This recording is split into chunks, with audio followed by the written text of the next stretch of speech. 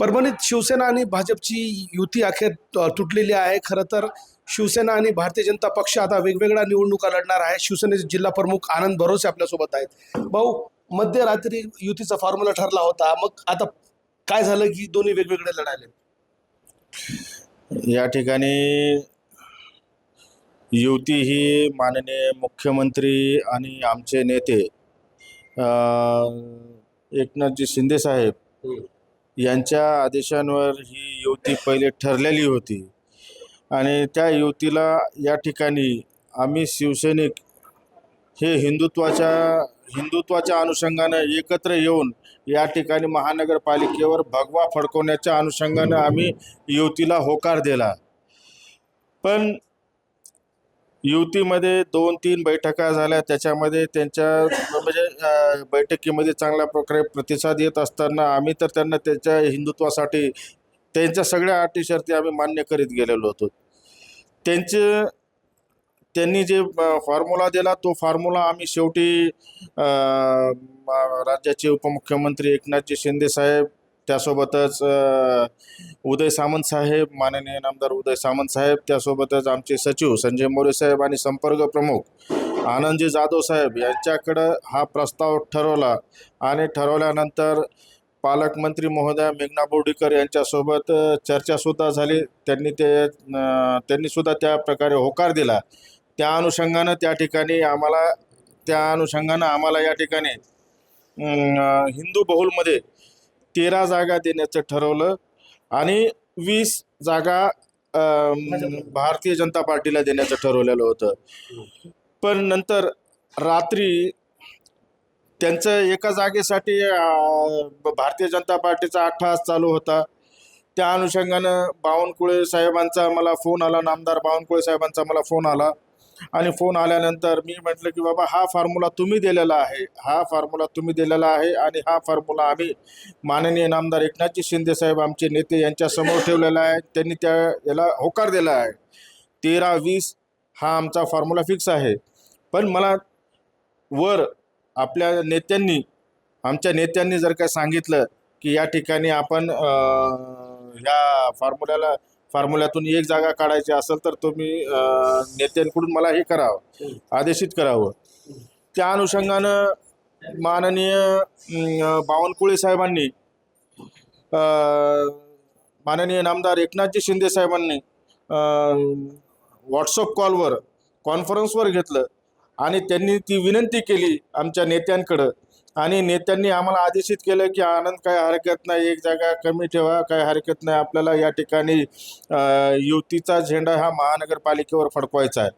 त्या अनुषंगानं त्यांनी आम्हाला या ठिकाणी एक जागा कमी घेतली आणि बावनकुळे साहेबांचा आज आम्ही या ठिकाणी आदर ठेवला. पण मला खंत आहे बावनकुळे साहेब, तुमच्या नेते मंडळींनी तुमचा आदर ठेवलेला नाहीये. आज या ठिकाणी जी युती आणि ज्या युतीच्या माध्यमातून या ठिकाणी भारतीय जनता पार्टी आणि शिवसेनेचा झेंडा हा महानगरपालिकेला फडकत होता, त्या ठिकाणी आज या ठिकाणी तुम्हाला सांगतो या ठिकाणी महानगरपालिकेवर या ठिकाणी भारतीय या युतीचा झेंडा या ठिकाणी फडकवण्याच्या अनुषंगानं आजही तुम्ही आम्हाला या ठिकाणी 2 पावलं तुम्ही या ठिकाणी या. कोण जबाबदार आहे नेमकं युती तुटण्यामागे? कोणाची इच्छा नव्हती युती व्हावी शिवसेना भाजपची? या ठिकाणी या भारतीय जनता पार्टीचे नेते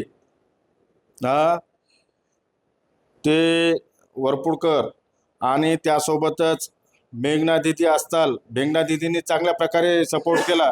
पण त्या ठिकाणी वरपुडकरचे जे बगलबच्चे आहेत त्यांनी ही युती तोडण्याचं काम हे केलेलं आहे. मग आता शिवसेना किती जागावर लढणार परभणी महानगरपालिकेत? परभणी महानगरपालिकेमध्ये या ठिकाणी आज आम्ही या ठिकाणी 35 जागावर आम्ही AB फॉर्म आम्ही या ठिकाणी भरलेले आहेत. कारण आम्हाला हा धोका झाला. आमच्या नेत्यांनी सांगितलं युती करायची, आम्ही या ठिकाणी युतीला सामोरं जाण्यासाठी आम्ही जे फॉर्म सांगितलेले होते तेवढे त्या ठिकाणी त्यांनी दिले. पण आज ही 10:30 वाजता त्यांनी आम्हाला अचानक सांगितलं की युती ही तुटलेली आहे. त्या अनुषंगाने काय कारण दिलं त्यांनी तुटण्याच्या मागे? 21 21 केलं होतं तुम्ही, नंतर तुम्ही अजून कमी करत 20 ते 13 12 आणि 30 केले, 20 केले. मग कशामध्ये युती तुटली? काय म्हणणं होतं त्यांचं, काय कारण? कारण त्यांना त्यांचे घरकाम करणारे लोक त्या ठिकाणी त्याला निवडणुकीमध्ये उतरवायचे होते. आम्ही कार्यकर्त्यांच्या बाबतीमध्ये ठीक होतं, पण त्यांनी त्यांचे घरकाम करणाऱ्या लोकांच्या बाबतीसाठी त्यांनी युती ही तोडलेली आहे. म्हणजे नेमकं काय? आता नेमकं काय तुम्हाला माहिती आहे ते कोण काय घरकाम करणारे आहेत, तर त्याच्यासाठी ही युती तोडलेली आहे म्हणून.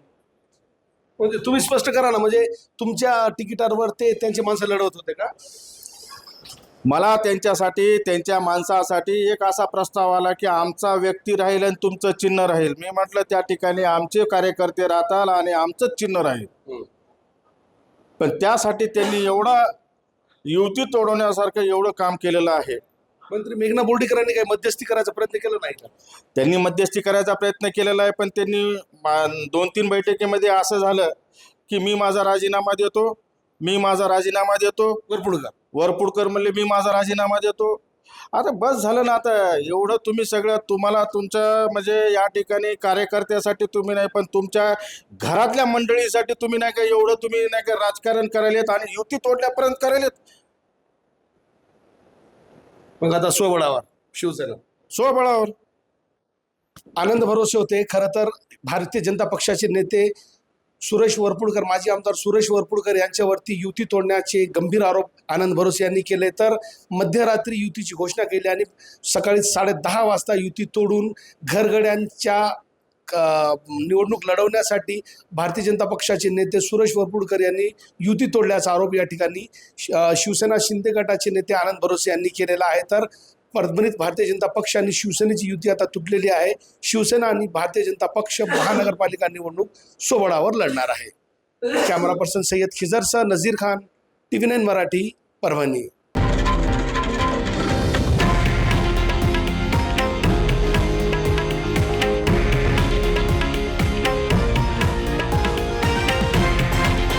हे आहे देशातील नंबर 1 न्यूज नेटवर्क आणि आपण पाहत आहात TV9 मराठी, एकमेव.